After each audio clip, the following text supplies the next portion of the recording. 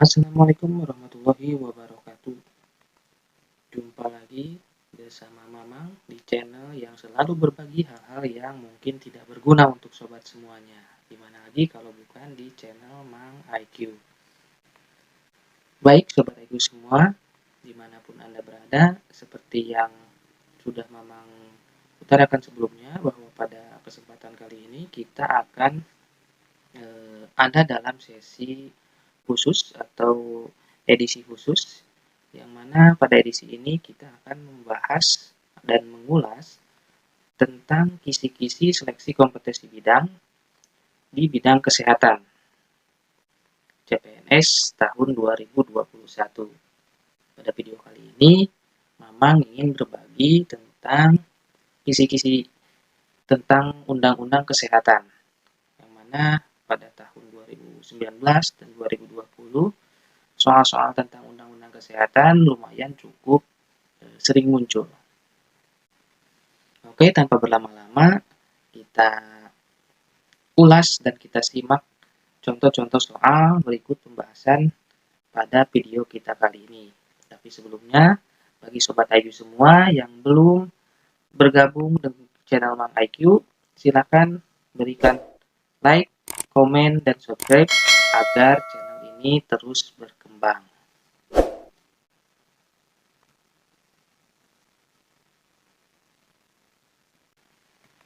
Langsung saja pada contoh soal yang pertama. Pada contoh soal yang pertama, soalnya adalah pembangunan kesehatan diselenggarakan dengan berasaskan perikemanusiaan, keseimbangan, manfaat, perlindungan, penghormatan terhadap hak dan kewajiban, keadilan, gender, dan non-diskriminatif, dan norma-norma agama merupakan A. Prinsip pembangunan kesehatan, B. Tujuan pembangunan kesehatan, C. Asas pembangunan kesehatan, D. Misi pembangunan kesehatan, atau E. Strategi pembangunan kesehatan. Mari kita bahas soal kita yang pertama. Pada soal yang pertama, di sini sudah cukup jelas bahwa yang ditanyakan adalah pernyataan di atas itu termasuk ke dalam apa. Di sini kuncinya adalah pada asas pembangunan kesehatan, karena tadi ditanyakan pada kalimatnya pembangunan kesehatan diselenggarakan dengan berasaskan kemanusiaan dan lain-lain. Jadi jelas pernyataan ini adalah merupakan pernyataan dari asas pembangunan kesehatan. Untuk lebih jelasnya, kita coba lihat ke Undang-Undang Kesehatan Nomor 36 Tahun 2009, tepatnya ada di bab 2 yang membahas tentang asas pembangunan kesehatan ini, yaitu pada bab 2 pasal 2 menjelaskan asas dan tujuan. Di sana dikatakan bahwa pembangunan kesehatan diselenggarakan dengan berasaskan perikemanusiaan, keseimbangan, manfaat, pelindungan, penghormatan terhadap hak dan kewajiban, keadilan, gender, dan non-diskriminatif, serta norma-norma agama. Jadi jelas, pertanyaan di atas adalah suatu pernyataan yang mengatakan tentang asas pembangunan kesehatan di Indonesia sesuai dengan Undang-Undang Kesehatan Nomor 36 Tahun 2019. Tahun 2009. Jadi jawaban yang tepat adalah yang C, asas pembangunan kesehatan. Lanjut ke soal yang selanjutnya. Yang termasuk dalam sediaan farmasi adalah A. Peralut obat, B. Ekstrak, C. Kosmetika, D. Kapsul, E. Antibiotik. Yang ditanyakan adalah terkait dengan sediaan farmasi. Sediaan farmasi dalam Undang-Undang Kesehatan Nomor 36 Tahun 2019 ini diatur pada bab 1 Ketentuan Umum pasal 1 ayat 4, yang mana di sana dijelaskan atau disebutkan secara jelas bahwa sediaan farmasi atau yang termasuk ke dalam sediaan farmasi adalah obat, bahan obat, obat tradisional, dan kosmetika. Jadi di sini sudah jelas bahwa yang dimaksud dengan sediaan farmasi itu terdiri dari obat, ataupun bahan obat, ataupun obat tradisional, dan juga kosmetika. Semuanya termasuk ke dalam sediaan farmasi menurut Undang-Undang Kesehatan Nomor 36 Tahun 2009. Jadi jawaban untuk pertanyaan ini adalah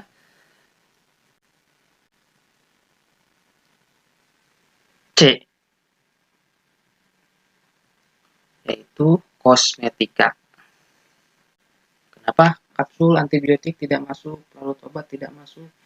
Karena kan tadi sudah jelas bahwa di dalam sediaan farmasi menurut Undang-Undang Kesehatan Nomor 36 itu bahan obat tradisional, dan kosmetika. Pada soal ini kosmetika merupakan salah satu pilihan yang yang yang yang sama dengan apa yang disebutkan dalam undang-undang ini. Sedangkan kapsul atau antibiotika itu memang termasuk ke dalam obat.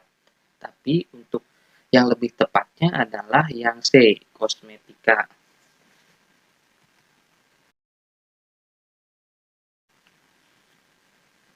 Lanjut ke soal yang berikutnya. Mewujudkan, mempertahankan, dan meningkatkan derajat kesehatan masyarakat yang setinggi-tingginya merupakan kewajiban dari A. Pemerintah pusat, B. Pemerintah daerah provinsi, C. Pemerintah daerah kabupaten atau kota, D. Pemerintah desa atau kelurahan, atau E. Setiap orang. Mari kita ulas soal yang ini. Di sini soalnya menyebutkan bahwa kewajiban dalam mewujudkan dan mempertahankan serta meningkatkan derajat kesehatan masyarakat itu merupakan tanggung jawab dari siapa? Berarti soal ini merujuk pada penanggung jawab atau orang yang bertanggung jawab atau institusi yang bertanggung jawab terhadap mewujudkan, mempertahankan, dan meningkatkan derajat kesehatan masyarakat. Untuk menjawab soal ini kita harus melihat pada hak dan kewajiban yang ada di dalam Undang-Undang Kesehatan Nomor 36 Tahun 2009.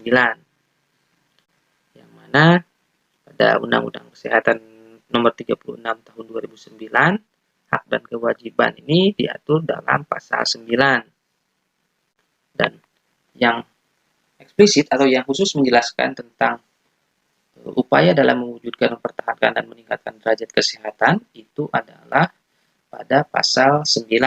Di sana berbunyi bahwa setiap orang berkewajiban ikut mewujudkan, mempertahankan, dan meningkatkan derajat kesehatan masyarakat yang setinggi-tingginya.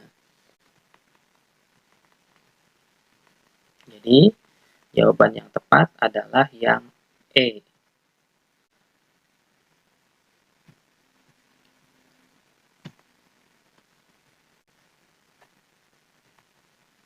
Masuk ke soal yang selanjutnya. Segala bentuk alat dan atau metode yang digunakan, yang ditujukan untuk membantu menegakkan diagnosa, pencegahan, dan penanganan permasalahan kesehatan manusia disebut A. Alat kesehatan, B. Sarana kesehatan, C. Prasarana kesehatan, D. Teknologi kesehatan, atau E. Penunjang kesehatan.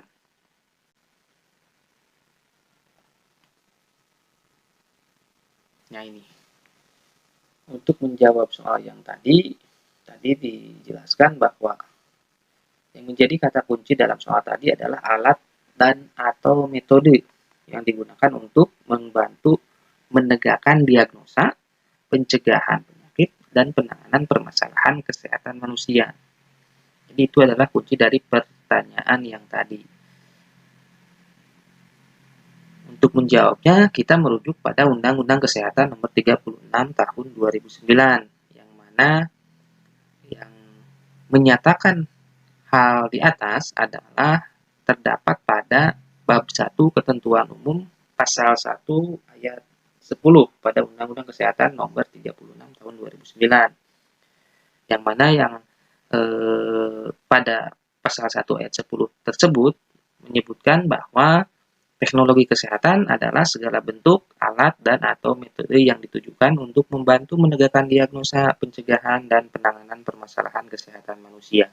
Jadi di sini sudah cukup jelas bahwa itu adalah suatu pernyataan dari pengertian teknologi kesehatan menurut Undang-Undang Kesehatan Nomor 36 Tahun 2009. Jawaban yang tepat adalah jawaban yang D, teknologi kesehatan.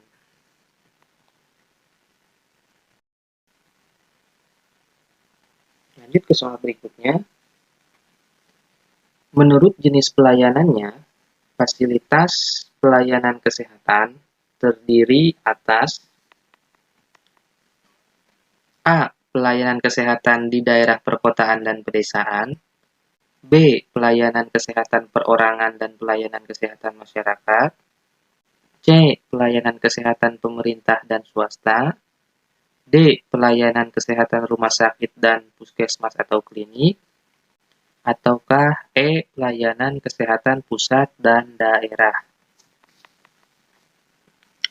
Baik, yang ditanyakan di sini adalah fasilitas pelayanan kesehatan menurut jenis pelayanannya.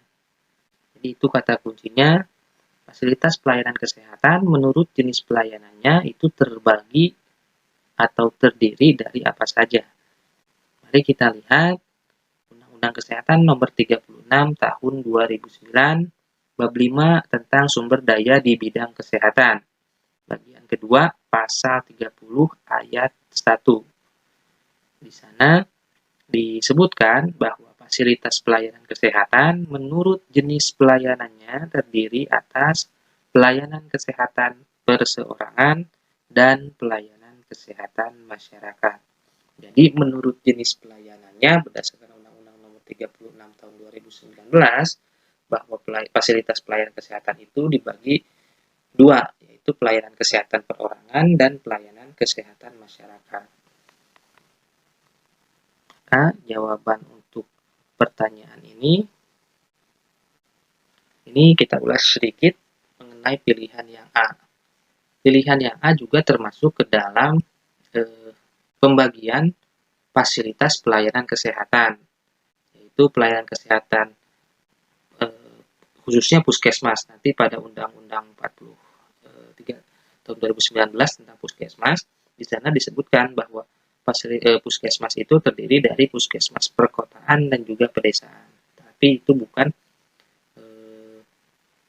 pembagian fasilitas pelayanan kesehatan berdasarkan jenisnya. Kemudian yang jawaban tadi yang tepat adalah yang B, pelayanan kesehatan perseorangan dan pelayanan kesehatan masyarakat.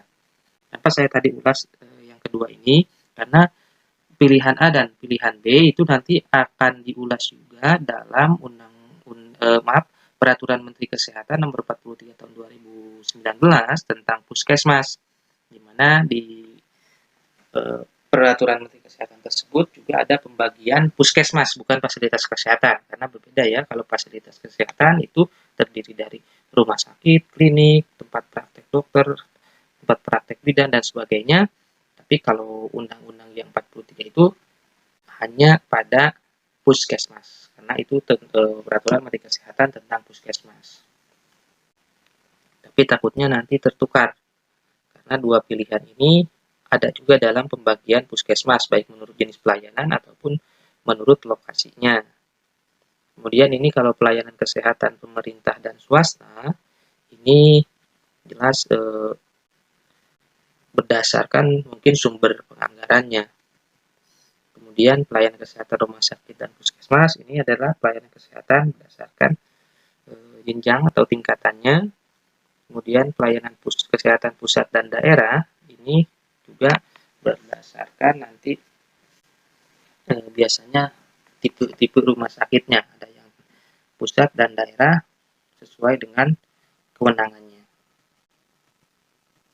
Jadi jawaban yang tepat untuk soal ini adalah yang B, pelayanan kesehatan perorangan dan pelayanan kesehatan masyarakat. Lanjut Setiap orang yang mengabdikan diri dalam bidang kesehatan serta memiliki pengetahuan dan atau keterampilan melalui pendidikan di bidang kesehatan yang untuk jenis tertentu memerlukan kewenangan untuk melakukan upaya kesehatan. Disebut A. Sumber daya kesehatan, B. Tenaga kesehatan, C. Tenaga medis, D. Paramedis, atau E. Pemberi pelayanan kesehatan. Kata kunci dalam pertanyaan tadi adalah orang. Orang yang mengabdikan diri dalam bidang kesehatan, tapi memiliki pengetahuan dan atau keterampilan melalui pendidikan di bidang kesehatan. Jadi jelas ya, kata kuncinya adalah orang yang memiliki pengetahuan dan atau keterampilan yang diperoleh melalui pendidikan di bidang kesehatan yang mengabdikan diri dalam bidang kesehatan. Itu disebut apa? Mari kita rujuk soal ini pada Undang-Undang Kesehatan Nomor 36 Tahun 2009. Di sini juga tertera pada bab 1 Ketentuan Umum pasal 1 ayat 6. Di sana disebutkan bahwa tenaga kesehatan adalah setiap orang yang mengabdikan diri dalam bidang kesehatan serta memiliki pengetahuan dan atau keterampilan melalui pendidikan di bidang kesehatan yang untuk jenis tertentu memerlukan kewenangan untuk melakukan upaya kesehatan. Ini jelas pernyataannya bahwa di Undang-Undang Kesehatan ini sudah ditetapkan bahwa yang disebut dengan tenaga kesehatan adalah orang yang memiliki pengetahuan dan atau keterampilan yang diperoleh melalui pendidikan. Jadi orang yang mengabdikan diri tapi harus memiliki keterampilan yang ditempuh melalui jalur pendidikan di bidang kesehatan. Maka itu dinamakan dengan tenaga kesehatan. Nah, untuk pilihan yang A, yang ini sumber daya kesehatan. Ini juga disebutkan dalam Undang-Undang Nomor 36 Tahun 2009, tetapi yang dimaksud dengan sumber daya kesehatan ini adalah seluruh sumber daya yang ada di baik di fasilitas kesehatan ataupun di tempat lainnya yang digunakan untuk atau diberdayakan untuk melakukan upaya kesehatan. Jadi itu seluruhnya, baik tenaga kesehatan, tenaga non-kesehatan, karena nanti yang dimaksud dengan sumber daya kesehatan itu terdiri dari tenaga kesehatan dan juga tenaga non-kesehatan.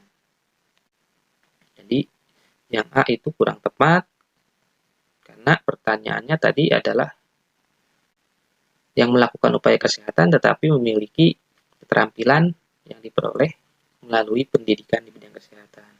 Ini jawaban yang paling tepat adalah tenaga kesehatan tadi sesuai dengan Undang-Undang Nomor 36. Kemudian juga tenaga medis. Tenaga medis ini merujuk pada tenaga medis yang lebih spesifik lagi dari tenaga kesehatan. Jadi nanti tenaga kesehatan itu akan dibagi lagi, ada tenaga medis dan juga tenaga paramedis. Jadi ini seperti turunan bahwa nanti sumber daya kesehatan itu ada tenaga kesehatan dan non kesehatan. Nah, dari tenaga kesehatan terdiri lagi dari tenaga medis dan paramedis. Nanti terkait hal ini pembagian sumber daya manusia ini ada di Undang-Undang tentang Tenaga Kesehatan. Nanti juga kita akan ulas lebih dalam lagi tentang Undang-Undang Tenaga Kesehatan.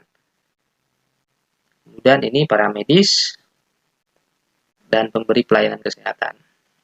Jadi yang paling tepat pada soal yang ini adalah pernyataan tentang tenaga kesehatan sesuai dengan Undang-Undang Kesehatan Nomor 36 Tahun 2009 bab 1 Ketentuan Umum pasal 1 ayat 6. Lanjut ke soal yang selanjutnya. Bahan atau panduan bahan termasuk produk biologi yang digunakan untuk mempengaruhi atau menyelidiki sistem fisiologi atau keadaan patologi dalam rangka penetapan diagnosis, pencegahan, penyembuhan, pemulihan, peningkatan kesehatan dan kontrasepsi untuk manusia disebut A. Bahan baku obat, B. Kemoprofilaksis, C. Vitamin, D. Ekstrak, E. Obat. Simak bagaimana pembahasan tentang soal ini. Baik, pada soal ini kata kuncinya adalah bahan atau paduan bahan, termasuk juga produk biologi yang mempengaruhi sistem fisiologi atau keadaan patologi. Jadi, bahan, paduan bahan, produk biologi yang mempengaruhi dan menyelidiki sistem fisiologi atau keadaan patologi dalam rangka penetapan diagnosis, pencegahan, penyembuhan, dan pemulihan, serta peningkatan kesehatan dan kontrasepsi. Kita lihat pernyataan ini tertuang dalam Undang-Undang Kesehatan Nomor 36 Tahun 2009, masih di bab 1 Ketentuan Umum Pasal 1 Ayat 8. Di sana dikatakan bahwa obat adalah bahan atau paduan bahan, termasuk produk biologi yang digunakan untuk mempengaruhi atau menyelidiki sistem fisiologis atau keadaan patologis dalam rangka penetapan diagnosis, pencegahan, penyembuhan, pemulihan, peningkatan kesehatan, dan kontrasepsi untuk manusia. Jadi ini adalah pernyataan tentang pengertian obat. Hati-hati tadi dengan tertukar dengan bahan atau sediaan farmasi. Apa itu yang disebut dengan sediaan farmasi, apa yang dimaksud dengan obat, itu kita bisa melihatnya pada ketentuan umum di Undang-Undang Kesehatan Nomor 36 Tahun 2009 di bab 1 di tentang ketentuan umum. Di sana dijelaskan pengertian-pengertian dari istilah-istilah yang digunakan pada undang-undang tersebut. Jadi hati-hati tertukar terkait hal-hal yang sepertinya sama tetapi secara jelas itu disebutkan berbeda di dalam undang-undang. Lanjut ke soal berikutnya. Bahan atau paduan bahan. Oh, ini yang tadi. Jadi yang tadi itu yang tepatnya itu adalah jawabannya yang E, obat. Sesuai dengan pengertian obat di Undang-Undang Kesehatan tahun 2000. Nah, ini lanjut soal berikutnya. Alat dan atau tempat yang digunakan untuk menyelenggarakan upaya pelayanan kesehatan, baik promotif, preventif, kuratif, maupun rehabilitatif yang dilakukan oleh pemerintah daerah, dan atau masyarakat disebut A. Fasilitas pelayanan kesehatan, B. Rumah sakit, C. Puskesmas, D. Klinik, atau E. Balai pengobatan. Kata kunci dari soal tadi adalah alat dan atau tempat. Tempat untuk menyelenggarakan upaya pelayanan kesehatan. Baik pelayanan promotif, preventif, kuratif, maupun rehabilitatif. Jadi ini adalah pernyataan dari pengertian alat atau tempat yang digunakan untuk pelayanan kesehatan baik promotif, preventif, kuratif, maupun rehabilitatif. Nah, di sini kita lihat berdasarkan Undang-Undang Kesehatan Nomor 36 Tahun 2009, Bab 1 Ketentuan Umum Pasal 1 Ayat 7. Fasilitas pelayanan kesehatan adalah suatu alat dan atau tempat yang digunakan untuk menyelenggarakan upaya pelayanan kesehatan, baik promotif, preventif, kuratif, maupun rehabilitatif, yang dilakukan oleh pemerintah daerah, dan atau masyarakat.